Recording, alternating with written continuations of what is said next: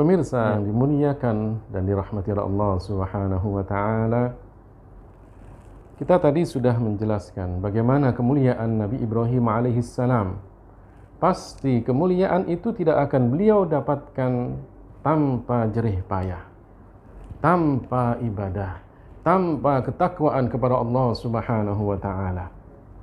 Nabi Ibrahim alaihissalam mulai dari sejak kecil sampai beliau dewasa, sampai beliau diutus menjadi seorang nabi, dihadapkan pada banyak sekali ujian. Kita akan memulai dari nama Nabi Ibrahim alaihissalam. Disebutkan dalam beberapa kitab tentang Nabi Ibrahim alaihissalam. Beliau bernama Ibrahim bin Tarikh. Tarikh itu adalah Azar, ayahnya. Bin Nakhur, bin Saruh, bin Arghuh, bin Falih, bin Ghabir, bin Shalih, bin Qinan, bin Arfakhshad, bin Sam, bin Nuh, bin Lamak, bin Mattushalah, bin Akhnuh. Akhnuh itu adalah Nabi Idris alaihissalam. Bin Yarid, bin Mahlayil, bin Qinan, bin Anush, bin Sis, bin Adam alaihissalam. Jadi Nabi Ibrahim itu adalah keturunan Azar, dan kemudian nenek-nenek atau kakek moyangnya itu sampai kepada Nabi Nuh, kemudian sampai kepada Sis, sampai kepada Nabi Adam alaihissalam. Nabi Ibrahim ini lahir di satu masa yang ketika itu daerah tempat tinggal orang tuanya itu dikuasai oleh seorang raja yang zalim, Raja Namrud. Dan raja ini pernah didatangi oleh ahli nujum. Mereka kemudian bercerita kepada Namrud bahwa akan datang suatu masa seseorang yang akan meruntuhkan kerajaannya. Maka kemudian Namrud bertanya, siapa orangnya? Kapan lahirnya? Di mana dia lahir?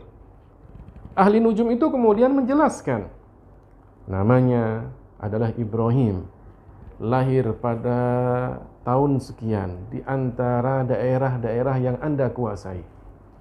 Maka kemudian Namrud memutuskan, jika sudah datang masanya di mana lahir orang tersebut, maka hendaknya semua yang hamil dikumpulkan.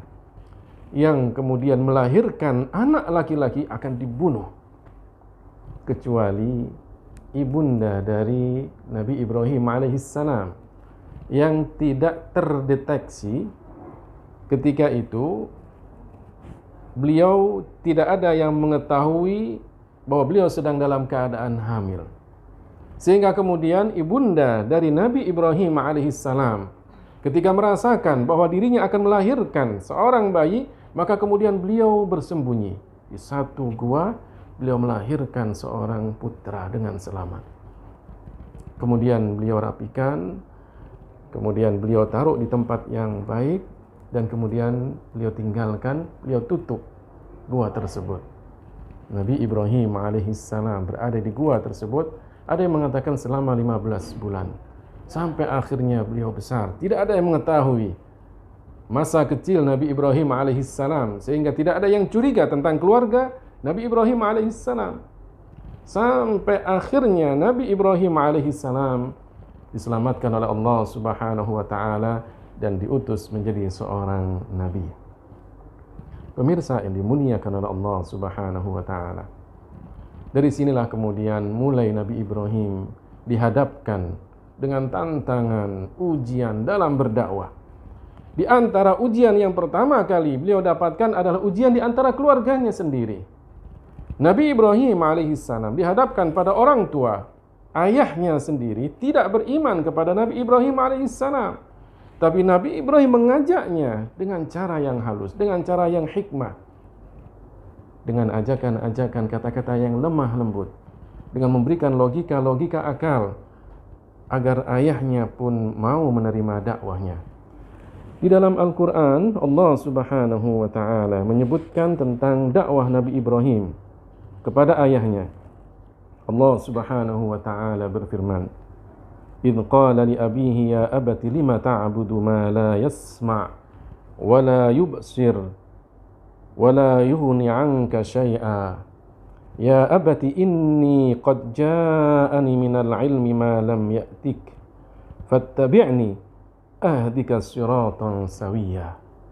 Wahai ayahku, kata Nabi Ibrahim kepada ayahnya, wahai ayahku, kenapa engkau menyembah sesuatu yang tidak mendengar, tidak melihat, tidak memberikan kepadamu sesuatu yang memanfaatkan, memberikan kamu manfaat? Wahai ayahku, aku telah datang kepadamu dengan ilmu agama, ya, yang aku bisa memberikan petunjuk dengannya kepadamu kepada jalan yang benar. Tapi apa jawaban dari ayahnya? Ayah Nabi Ibrahim alaihissalam mengatakan kepada Nabi Ibrahim, "Qala araghibun anta an alihati ya Ibrahim, la in lam tantahi la arjumannaka wahjurni maliya." Apa kata ayahnya? Wahai Ibrahim, apakah kamu benci kepada Tuhanku? Kalau kamu tidak berhenti dari hal-hal semacam ini, maka aku akan melemparmu dengan sesuatu. Tinggalkan saya, kata ayahnya. Nabi Ibrahim alaihissalam kemudian meninggalkan ayahnya. Sampai akhirnya Nabi Ibrahim menyebutkan, "Sa'astaghfiru laka rabbi." Saya akan mohon kepada Allah agar engkau diberikan petunjuk kepada jalan kebenaran. Itu artinya bahwa Nabi Ibrahim ingin ayahnya pun juga mendapatkan petunjuk. Bukan berarti kemudian agar diampuni dosanya oleh Allah, karena orang yang tidak beriman tidak akan diampuni dosanya oleh Allah Subhanahu wa Ta'ala.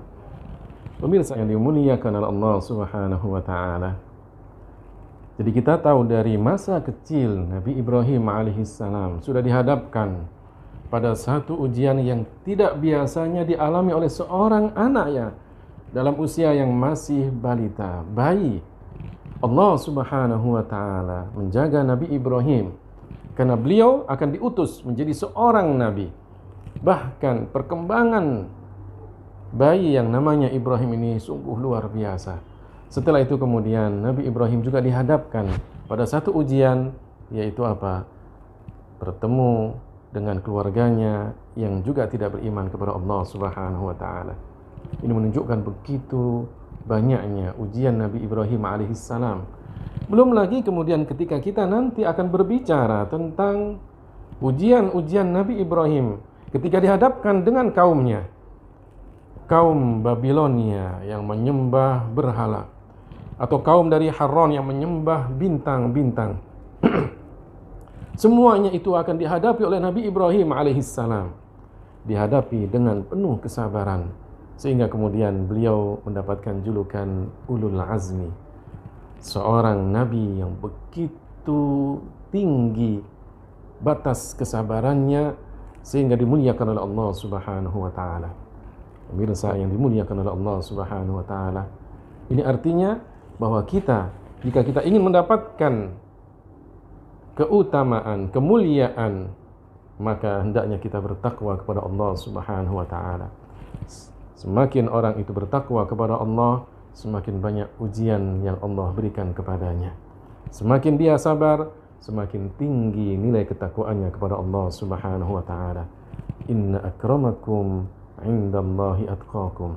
Sesungguhnya yang paling mulia di antara kalian menurut Allah adalah orang yang paling bertakwa kepada Allah Ta'ala. Takwa adalah menjalankan seluruh perintah Allah dan menjauhi semua larangan Allah.